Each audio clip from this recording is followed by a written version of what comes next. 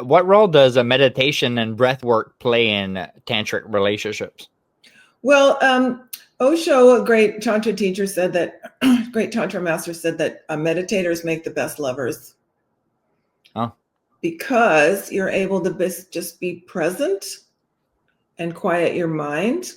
And, a lot of times when we're making love, we're thinking about lunch or yeah, the bills. Yeah. the bills. It's not really very sexy. So in tantric lovemaking, it's called sexual mindfulness. We actually try to bring our mind back to what we're doing. Instead of thinking about the bills, just try to come back and be here with you. So it's a kind of it's kind of lovemaking as meditation.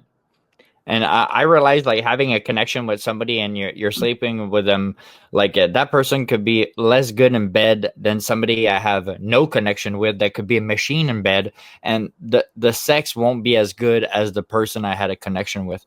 Right? Because it changes everything, like literally shaking when you're orgasming, like, and you're like, God damn, like, what was that? And you got shivers. You're like, God damn, that was like ecstasy. And you're 20 minutes later, you're laying in bed and you still feel this rush there because you have a connection with somebody. You didn't just fuck a stranger that you had nothing with. So but a lot of especially guys there, they go so much for the visual instead of what a girl can bring you in your life, like value in another way. I think social media scrapped that whole thing, the swipe it left. And Instagram, it just makes us think that the grass is maybe greener because we have a menu that never stops.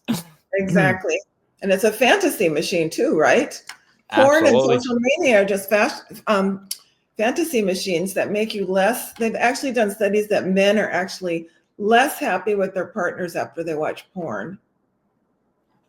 Because they're like, oh, she don't do that to me. Exactly. Or she doesn't look like that. Or, yeah. Wow. So that's really kind of sad. Probably, I'm just making this up, but I think probably women after they read romance novels are less happy with their partners. I think so. And those are dominated readers by females. Those books, exactly. It's incredible. Like 80-90% of them.